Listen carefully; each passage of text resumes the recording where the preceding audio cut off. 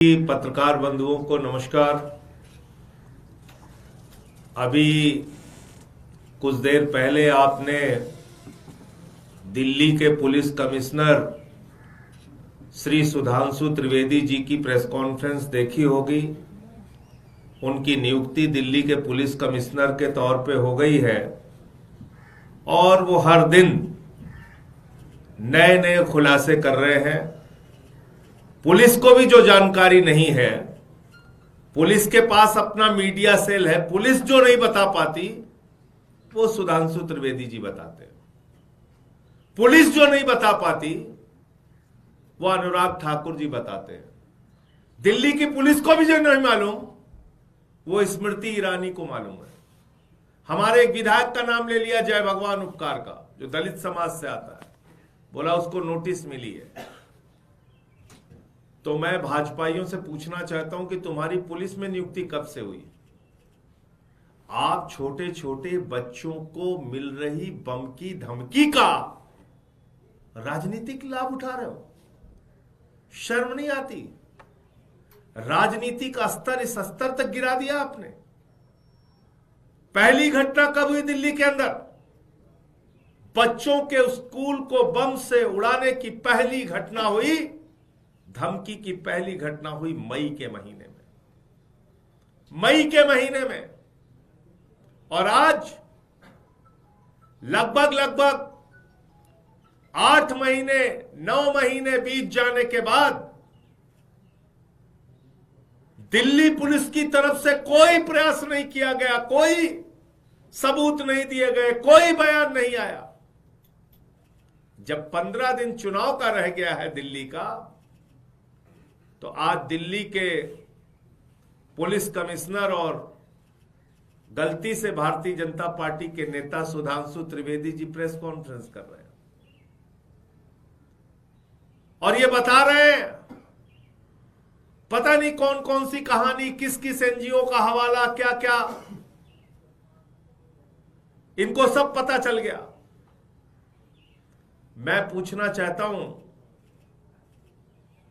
जो घटनाएं बम धमाके की दिल्ली में हुई, देश की राजधानी में रोहिणी के अंदर, उसमें कितने अपराधी पकड़े गए? दिल्ली के कोर्ट के अंदर जज के सामने हत्या हो गई, उस मामले में क्या हुआ? एक महिला का बलात्कार करके दिल्ली की सड़कों पे घसीटा गया कई किलोमीटर तक, उस मामले का क्या हुआ? दिल्ली के अंदर गैंग वॉर हुए, गैंग वॉर, उस मामले में क्या निकला? व्यापारियों को गोलियों से भूना जा रहा है, अवैध वसूली की जा रही है, उस मामले में क्या हुआ? आपने सुरक्षा जैसे गंभीर मुद्दे को अपने राजनीतिक नफा नुकसान के लिए इस्तेमाल किया और छोटे छोटे बच्चों के स्कूल को उड़ाने की मिल रही धमकी को राजनीतिक लाभ के लिए। 10 महीने में कोई जांच आपकी नहीं हुई, कुछ पता नहीं चला 10 महीने में आपको। अचानक 15 दिन पहले एक मनगढ़ंत कहानी लेके आप आ गए। तो इसलिए मैं कहता हूं कि भारतीय जनता पार्टी को न दिल्ली की सुरक्षा से मतलब है, न राष्ट्र की सुरक्षा से मतलब है। जो चीन ने घुसपैठ करके 2 काउंटी बना ली भारत की सीमा के अंदर, वो अरविंद केजरीवाल की वजह से हुआ है। कल को कहोगे अरविंद केजरीवाल की वजह से हुआ है। अमेरिका के राष्ट्रपति ट्रंप ने अपने शपथ ग्रहण समारोह में नरेंद्र मोदी को नहीं बुलाया, अरविंद केजरीवाल की वजह से हुआ है। कल को कहोगे केजरीवाल की वजह से हुआ है। इसलिए मैं कहता हूं भाजपा के बारे में, न नेता है, न नीति है, न नीयत है, सिर्फ आरोप प्रत्यारोप है। पहले रोहिंग्या रोहिंग्या लेके आए, चिल्लाने लगे रोहिंग्या रोहिंग्या रोहिंग्या। जब मैंने कहा रोहिंग्या तुमने बसाया, रोहिंग्या हरदीप पुरी ने बसाया, रोहिंग्या भाजपाइयों ने बसाया, यह है प्रमाण, यह है सत्यता, रोहिंग्या का मुद्दा छोड़ के भाग गए। फिर चिल्लाने लगे मुख्यमंत्री आवास, मुख्यमंत्री आवास, मुख्यमंत्री आवास। जब हमने कहा राजमहल दिखाओ, राजमहल दिखाओ, राजमहल दिखाओ, वो मुद्दा छोड़ के भाग गए। आज 10 महीने के बाद दिल्ली के मासूम बच्चों की जिंदगी के साथ जो एक गंभीर खतरे का मुद्दा था, उनको बम से उनके स्कूलों को उड़ाने की धमकी मिली थी, उस मुद्दे पे भी भारतीय जनता पार्टी राजनीति करने चली आई। इससे ज्यादा शर्म की बात कोई नहीं हो सकती। अब मैं कुछ घटनाओं के ऊपर आपका ध्यान दिलाना चाहता हूं। ये मंदिरों को उड़ाने की धमकी दी गई। 28 अक्टूबर 2024 को आंध्र प्रदेश के अंदर इस्कॉन मंदिर को उड़ाने की धमकी दी गई बम से। क्या हुआ उस मामले में आज तक? 2 अक्टूबर के दिन 2 मंदिरों को मध्य प्रदेश में उड़ाने की धमकी दी गई। क्या हुआ इस मामले में अब तक? 2 अक्टूबर को महाकालेश्वर उज्जैन में मंदिर को उड़ाने की धमकी दी गई, बम से उड़ाने की धमकी दी गई। क्या हुआ इसमें आज तक? 6 जुलाई 2024 को वृंदावन उत्तर प्रदेश में प्रेम मंदिर को बम से उड़ाने की धमकी दी गई। क्या हुआ इस मामले में? 15 अक्टूबर को एयर इंडिया की फ्लाइट, 6 सितंबर को विस्तारा की फ्लाइट, 4 सितंबर को एयर इंडिया की फ्लाइट, 1 सितंबर को इंडिगो की फ्लाइट, 22 अगस्त को एयर इंडिया की फ्लाइट, 17 अक्टूबर को 19 फ्लाइट उड़ाने की धमकी, 21 अक्टूबर को 90 फ्लाइट उड़ाने की धमकी। आप बताइए, ये अरविंद केजरीवाल के राज्य में हो रहा है, ये आम आदमी पार्टी के लोग जिम्मेदार हैं। आइए, कानपुर उत्तर प्रदेश, 15 मई 10 स्कूल को कानपुर में उड़ाने की धमकी। क्या हुआ इस मामले में?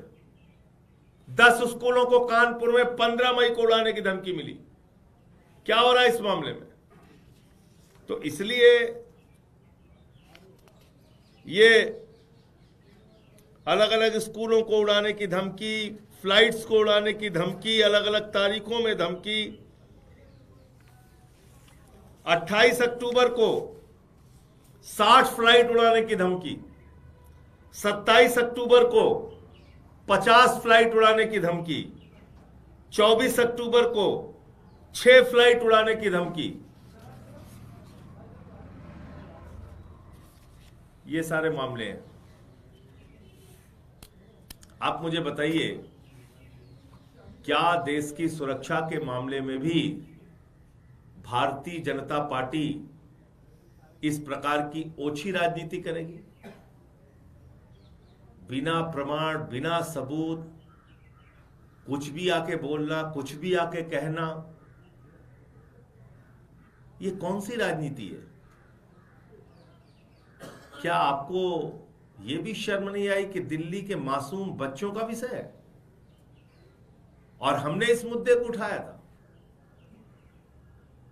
अमित शाह के विफलता पर, अमित शाह की दिल्ली पुलिस की सुरक्षा अमित शाह के अधीन है, उस पर एक जवाब, एक कार्रवाई आपके पास नहीं। आपको 10 महीने के बाद, चुनाव के ठीक 15 दिन पहले यही ड्रामा याद आया और दिल्ली का पुलिस कमिश्नर कुछ नहीं बोल रहा। दिल्ली का मीडिया सेल पुलिस विभाग का वो कुछ नहीं बता रहा है। कौन बता रहा है? नवनियुक्त दिल्ली के पुलिस कमिश्नर सुधांशु त्रिवेदी जी, वो दिल्ली के पुलिस कमिश्नर हो गए।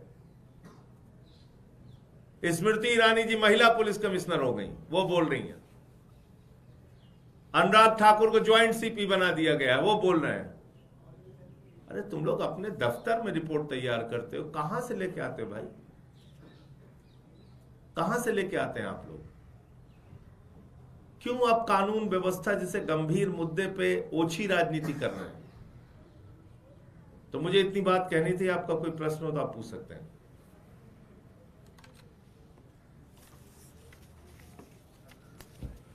आपको लग रहा है कि जो भी इसके पीछे है उसको पकड़ना चाहिए और उसको सजा देनी ही चाहिए? जो भी किसने इसकी आवाज उठाई? देश की संसद में मैंने इसकी आवाज उठाई, देश की पार्लियामेंट के अंदर। किसने दिल्ली के सुरक्षा की आवाज उठाई? आम आदमी पार्टी के राष्ट्रीय संयोजक अरविंद केजरीवाल जी ने प्रेस कॉन्फ्रेंस करके, सभाओं में बोल के, विधानसभा के अंदर बोल के हमेशा दिल्ली के कानून व्यवस्था का मुद्दा उठाया। किसने उठाई? हमने तो आवाज उठाई। अगर हमारी अपेक्षा कार्रवाई करने की नहीं होती, अगर हमारी उम्मीद गुजारिश आपसे कार्रवाई करने की नहीं होती, तो हम ये मुद्दा क्यों उठाते? उठा के देखिए सदन का रिकॉर्ड, संसद का रिकॉर्ड। हमने संसद में प्रदर्शन भी किया दिल्ली के कानून व्यवस्था के मुद्दे पे, और आप इसमें भी राजनीति कर रहे हैं। रोहिणी के अंदर ब्लास्ट हुआ, ब्लास्ट क्या निकला उसमें आज तक? कितने लोगों की गिरफ्तारी हुई?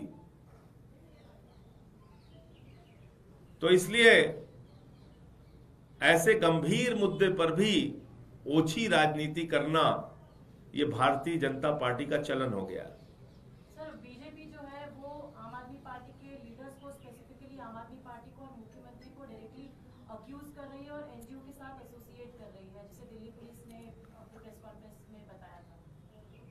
नहीं, मैं कहता हूं वो कुछ भी बोल सकते हैं। कहां है दिल्ली पुलिस का बयान? दिखाइए आप। दिल्ली पुलिस के ने कहां कहा है? आम आदमी पार्टी का कहां नाम लिया है? बताइए आप। कहीं लिया है दिल्ली पुलिस ने आम आदमी पार्टी का नाम? तो राजनीतिक कारणों से कुछ भी आप बोले जाओ। 10 महीने तक आप कुंभकर्ण की नींद सोते रहे। 15 दिन पहले आप ड्रामा करने के लिए आ गए हो। भैया तो दिल्ली का पुलिस कमिश्नर है सुधांशु त्रिवेदी जी, स्मृति ईरानी जी, अनुराग ठाकुर जी, ये सब दिल्ली के अंदर पुलिस विभाग का चार्ज ले चुके हैं। मुझे नहीं मालूम है, हो सकता है कोई नई नियुक्ति का नया तरीका लेटरल एंट्री टाइप निकाला हो, इन लोगों की लेटरल एंट्री कर दी हो। मुझे जानकारी नहीं है इस बात की। इसके बारे में स्पष्टीकरण देना चाहिए भारतीय जनता पार्टी को।